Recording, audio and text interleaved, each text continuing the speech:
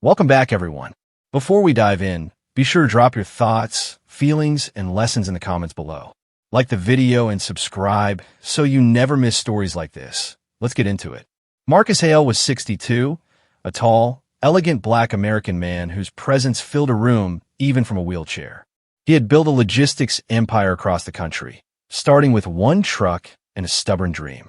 His home in Atlanta looked out over trees and city lights, a testament to decades of patient work.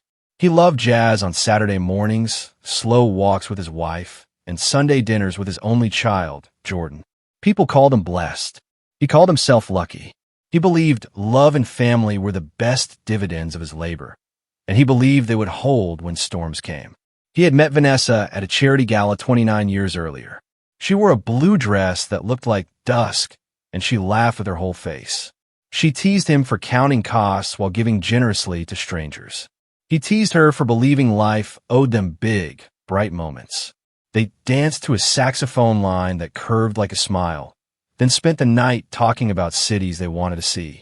They built a life of polished wood floors, shared secrets, and snapshots from Paris and Savannah. When Jordan was born, Marcus cried in the delivery room, grateful and terrified. Storms, of course, do not ask permission. A winter morning carried a clot into Marcus's spine, and by nightfall his legs belonged to gravity, not will. The hospital room smelled like disinfectant and stubborn hope. Doctors spoke in careful tones about incomplete paralysis and long rehabilitation. Marcus stared at the ceiling's square tiles, making small promises. He would not curse his body.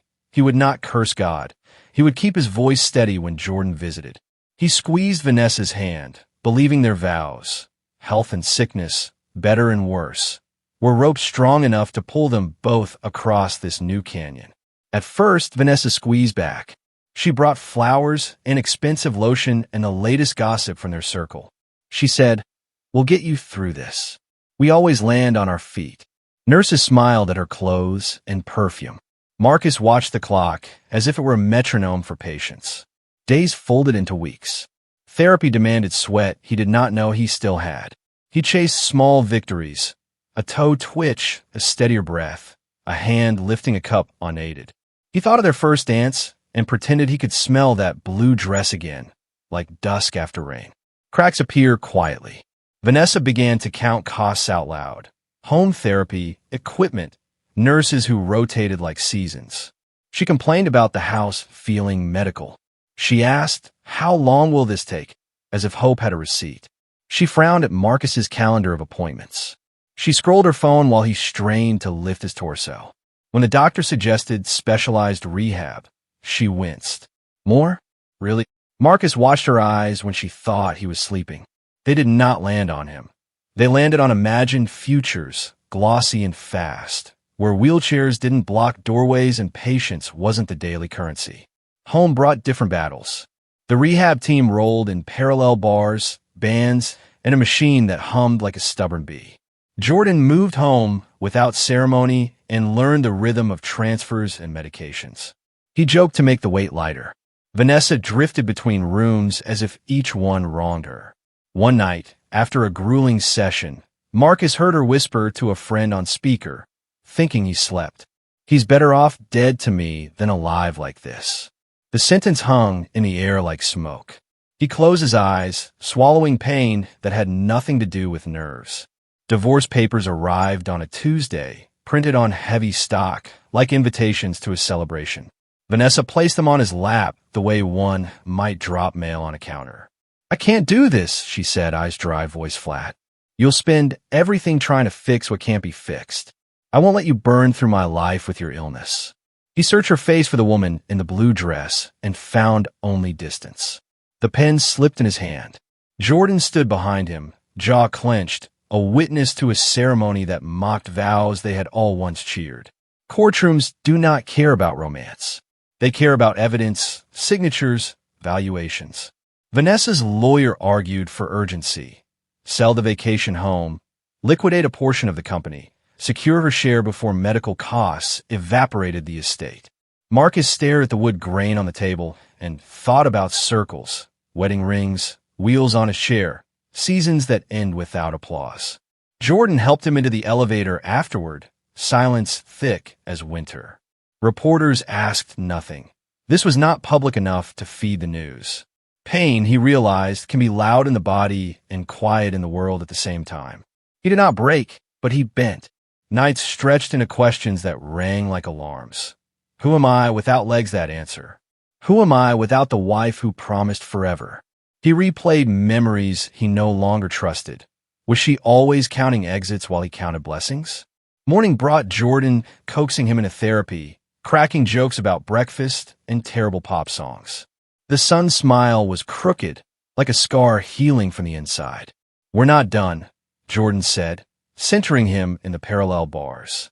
Marcus looked at his boy and decided to keep breathing with intention, one stubborn inhale at a time. Jordan took 2 jobs, day shifts at a tech store, night deliveries that turned maps into puzzles. He learned insurance codes and how to argue with customer service scripts. He kept a little ritual for luck. He bought a scratch-off coupon whenever a delivery ran late. More comedy than strategy. One day, Pop, he grinned, flashing a losing ticket. We'll upgrade your chair to a spaceship. Marcus laughed, the sound thin but real. He hated needing help. He loved that help wore his son's face. When Jordan fell asleep on the couch, he covered him with a blanket and said thank you. Luck does not always enter with trumpets. It arrives the way dawn does, quiet, surprising, incontestable. A rainy Thursday left Jordan soaked, an order late, and a store clerk apologetic. Take another ticket, man, the clerk said, handing him a promo coupon. Jordan scratched it against his key while waiting at a red light, then pulled over, blinking. He read the numbers again, then called the hotline, hands shaking. The win was enormous, life-changing, future-tilting. He laughed and cried in the same breath, and the rain sounded like applause on the car roof. He drove home slowly, repeating, "We're good." He did not shout when he told Marcus. He knelt beside the chair and spoke gently, as if presenting good news to a friend in a hospital bed. "Pop, we could try everything now. The best rehab, the tech you only read about." Marcus stared at him, then began to cry, not for money, but for possibility. They made lists. Advanced neural interfaces in Houston, spinal stimulation trials in Boston, robotic exoskeleton programs in California. Jordan called clinics with the calm of a man booking flights to a miracle. Doors that were once steel now looked like wood with handles. Houston said yes first. The clinic's director reviewed records and believed Marcus was a candidate for a hybrid approach: epidural stimulation, targeted physiotherapy, and an exoskeleton designed to learn his gait. Words like neuroplasticity and adaptive feedback filled the room. Marcus nodded, pretending he understood, understanding enough. He signed consent forms with a hand steadier than in court. Jordan arranged temporary housing nearby, decorated with photos from home. Jordan at 5 with missing teeth, Vanessa in that blue dress, Marcus grinning under a graduation cap. He stared at the photos and said, "Let's change how this story ends." Surgery felt like stepping into a tunnel without a guaranteed exit. He woke to monitors in his son's voice. The pain was real, but so was the small humming he felt at the base of his spine, like a hidden engine warming up. Therapy began again, harder and smarter. Electrodes whispered signals where nerves had gone silent. The exoskeleton stood beside him, sleek and implacable, a promise made of carbon and code. He learned to command it with intention, to match its rhythm. A weighted silence lifted the first day. He stood, knees trembling, Jordan crying openly, the therapist clapping softly. Vanessa lived in a different story. She attended invitations that multiplied when people smelled new money. She invested in a friend's boutique, posed with champagne, then met a man who promised returns faster than seasons. She liked the speed of it, how cash turned into shiny things with no waiting. She moved through rooms that rewarded her for not looking back. When someone asked about her husband, she tilted her head and said, "It was complicated." She did not mention courtrooms or hospital smells, or the way pain rearranges furniture inside you. Complication was a lighter word than cruelty. Complication matured into consequence. The boutique stumbled. The fast-talking investor vanished. Another friend introduced her to a venture that collapsed like meringue. Lawsuits nibbled at her winnings. The condo she loved needed repairs she had not planned for. The phone, once crowded with invitations, grew quiet. She learned how loneliness echoes in expensive rooms. News reached her, in the way news does, that Marcus had gone to Houston for something experimental. She told herself it would not work. Then she told herself she did not care. Then she stared at her reflection and asked a harder question she didn't answer. Meanwhile, therapy remade Marcus's days. Morning meant breath training and core work. Afternoons meant robotic steps that counted like prayer beads. He learned to trust tiny signals.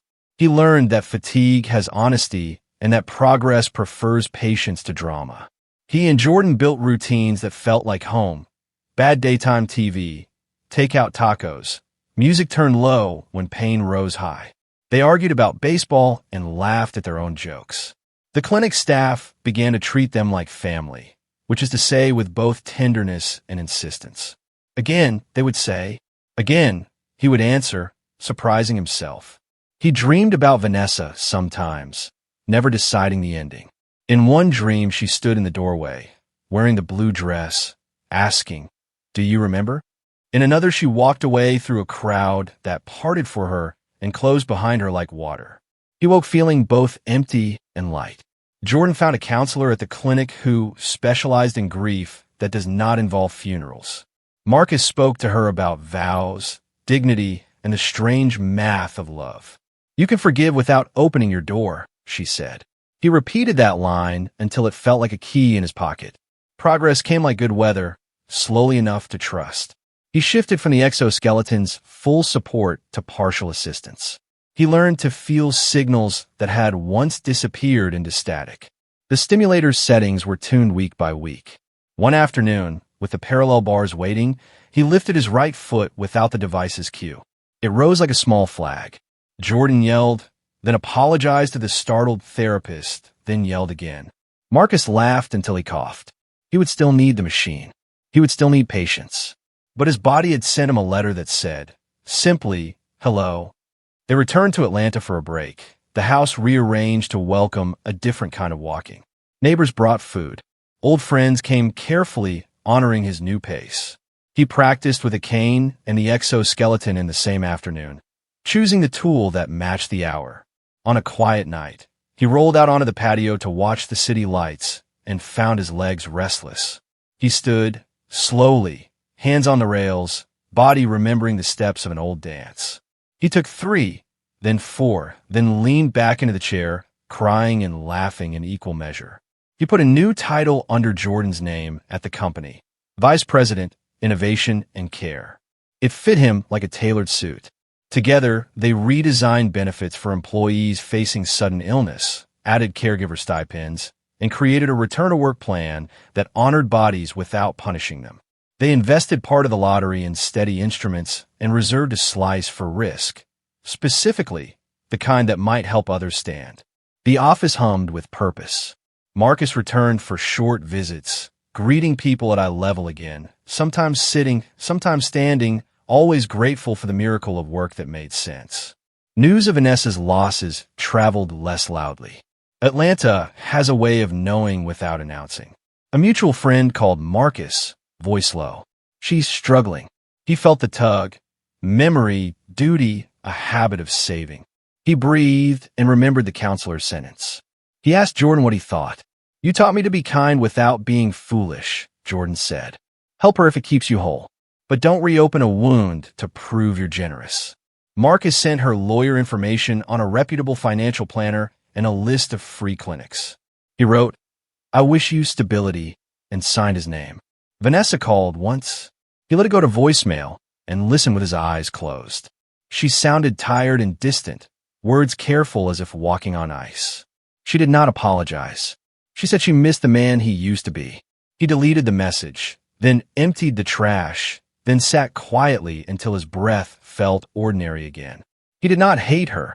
He also did not want her back. There's a kind of love that protects the past by preserving the distance. He decided to honor it. He also decided to dance at his next birthday, standing upright. At the clinic, a physical therapist named Asha believed in celebrations. She brought cupcakes for small milestones and scolded anyone who cut them into polite pieces. Joy doesn't like crumbs, she said. She taught Marcus to move with rhythm again. Music in his ear, breath matching tempo, steps that were steps even when they were small. She did not flirt, but her kindness filled space that had been left empty.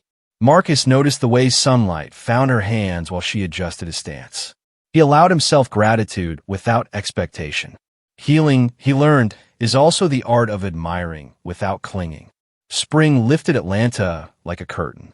Marcus walked across the patio with the exoskeleton's light assist and felt the air choose him. He cooked with Jordan, badly but proudly, ruining a sauce they ate anyway. He hosted a small gathering for employees who had been with him since the first warehouse. He stood to thank them. His voice shook, his legs did not. Later alone, he scrolled old photos and paused on one from that gala, the blue dress, the promise. He whispered, "Thank you for the first half," and then, "Goodbye," and then turned off the phone and slept well. His next birthday arrived with a band, a catered spread, and a room full of people who had seen him at his lowest. He chose a charcoal suit and a tie Jordan insisted was borderline flashy. He stood without the exoskeleton for the first dance, slow and careful, Asha guiding his hand like a compass. The room cheered before the song even started.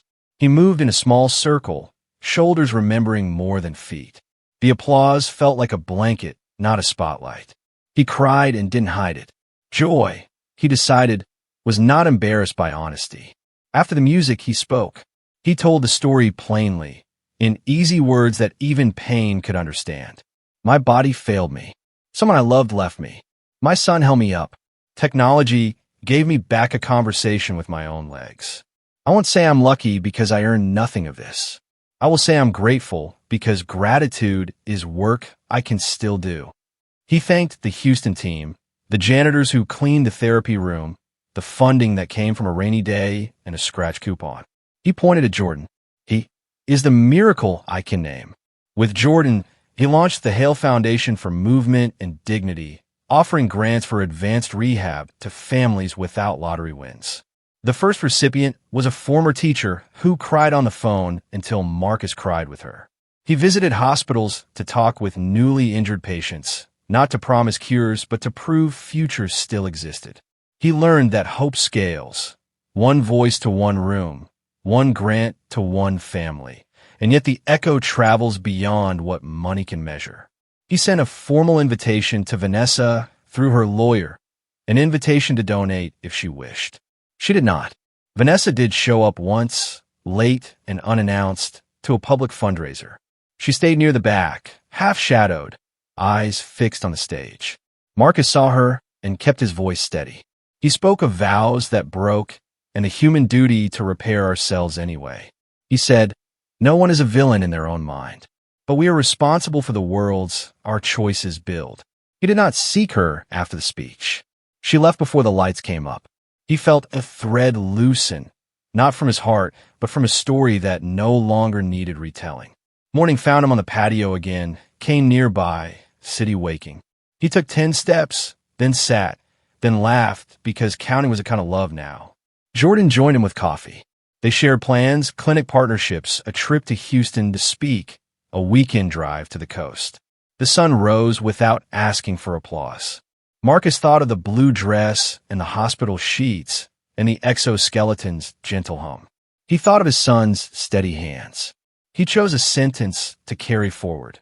Forgive without reopening the door. He breathed deeply. He had a whole day to stand inside.